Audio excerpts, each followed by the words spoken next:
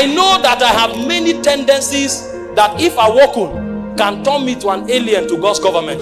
And so what I do is I withdraw. He said, come out from among them. Once in a while, I can watch football if I'm tired, but I'm not a fanatic. Because I know from fanaticism, it can lead to insult. It can lead to animosity. It can lead to violence. And so, because I am not better than those who entered violence, I avoid fanaticism.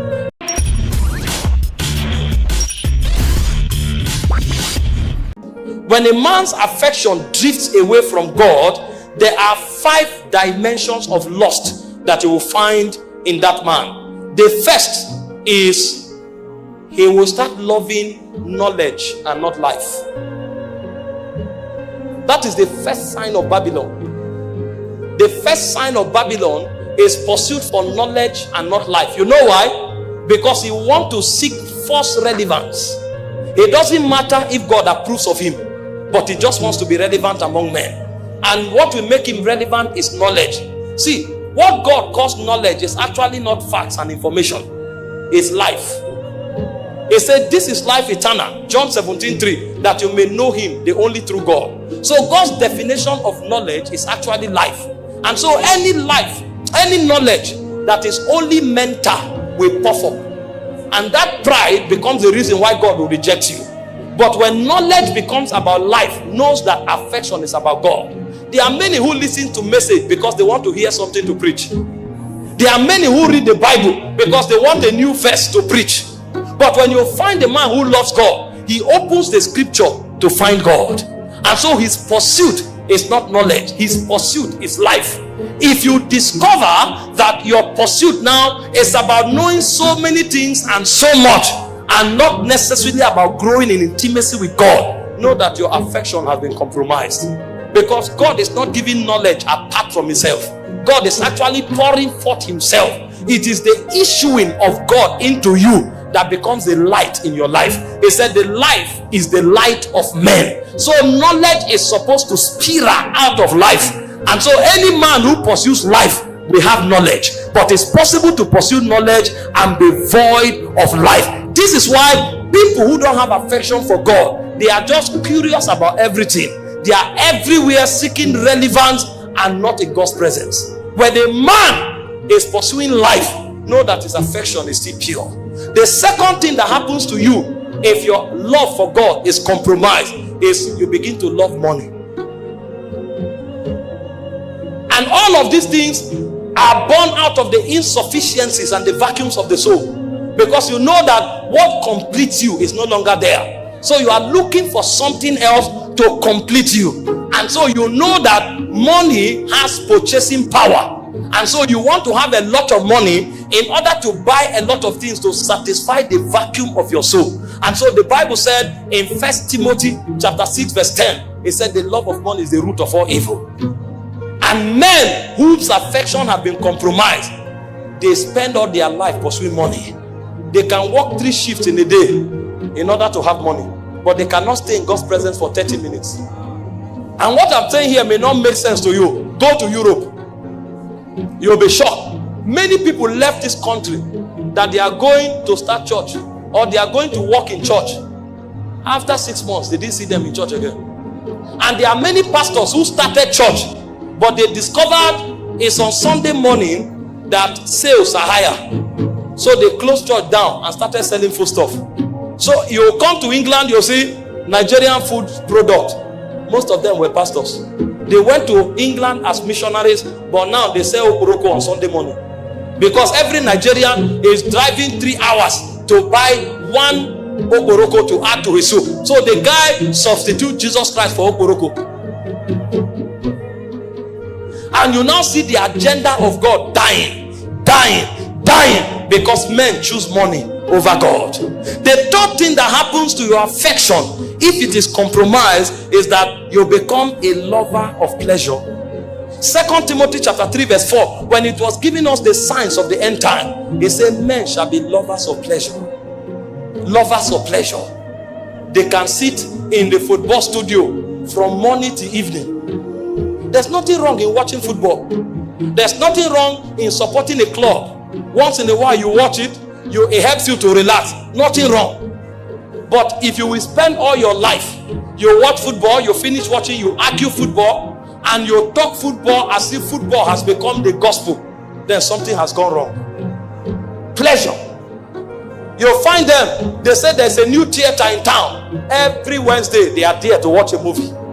They say they are doing bar beach somewhere. They are there with short neck and shirt. Anything that is pleasure, if you like, put gate fee to be 1 million, they will pay.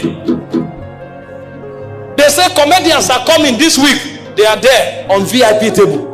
Next week, another comedian is coming. They are there. Next week, another one. If it is pleasure, they never get tired. So they can keep the routine of watching football every week for 10 years. They can keep the routine of going clubbing every Friday night for 6 years. But tell them we have VG every Wednesday. They will attend the first one. After that one, they say, "Omo, you know, easy."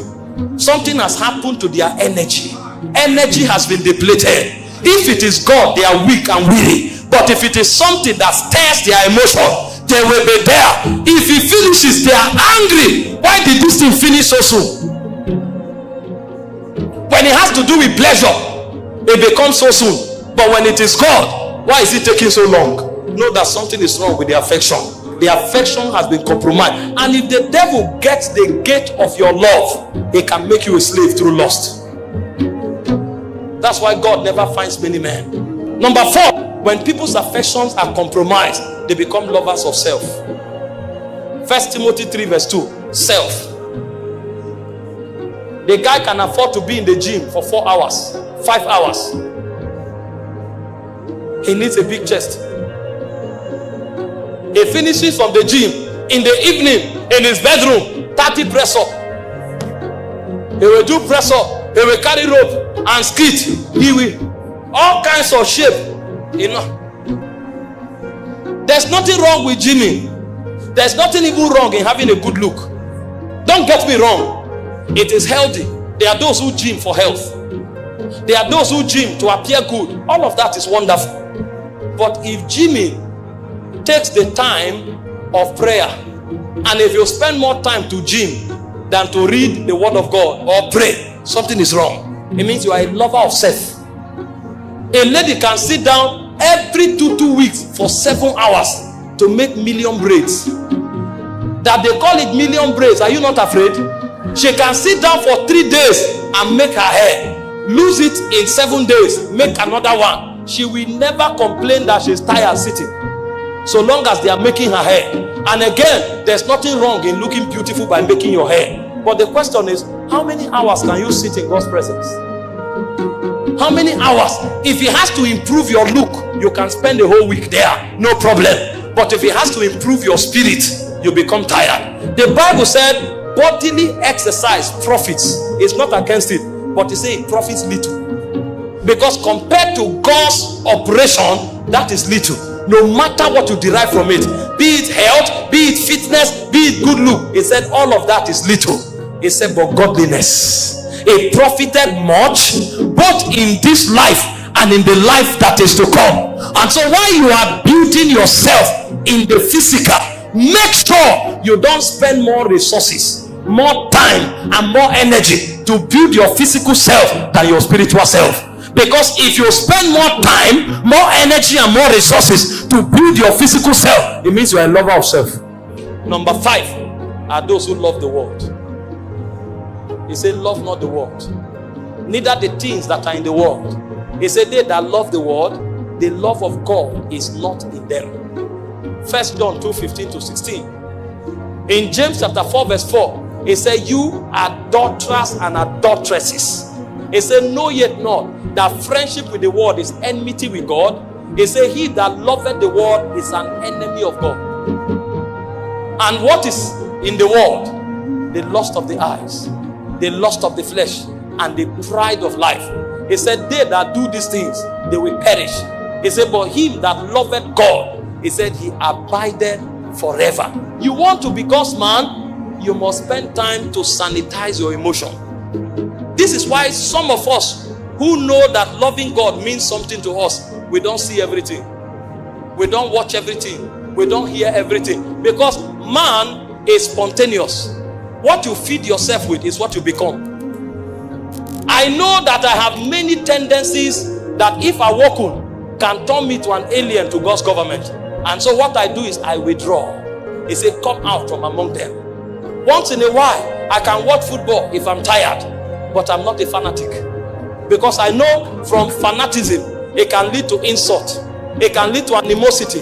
It can lead to violence. And so, because I am not better than those who entered violence, I avoid fanaticism. Because it will be pride for you to think you are better than the guy who became a fanatic and started making trouble because of football and became violent. There is a state he has allowed his soul to get to. That's why he's violent. Any one of us can be violent if we allow our soul to enter that state. And so in order not to enter that state, I avoid fanaticism. I know that my spirit cannot bear the weight of certain level of moral decadence. That's why I don't go clubbing. They say if you go, you will relax. I don't need that kind of relaxation. If I want to relax, I sleep in my room. My nerves will calm down. Even WHO tells that sleep is a good form of relaxation. I don't have to sit on a bottle of beer to relax. Somebody say there's nothing wrong in drinking alcohol. I don't know the state that will make me drunk. It can be just one glass. And because I know that drunkenness is a sin and drunkenness can lead to foolishness, the best thing for me to do as a priest is to avoid it. Because priests don't take alcohol. If I need to be excited, if I need to be rejuvenated, there's another technology of drunkenness. He said, be not drunk with wine wherein is his excess, but be filled with the Spirit, speaking to yourself in psalm, in hymns, in spiritual song, making melody in your heart to the Lord. And so instead of taking alcohol, I rather take tongues.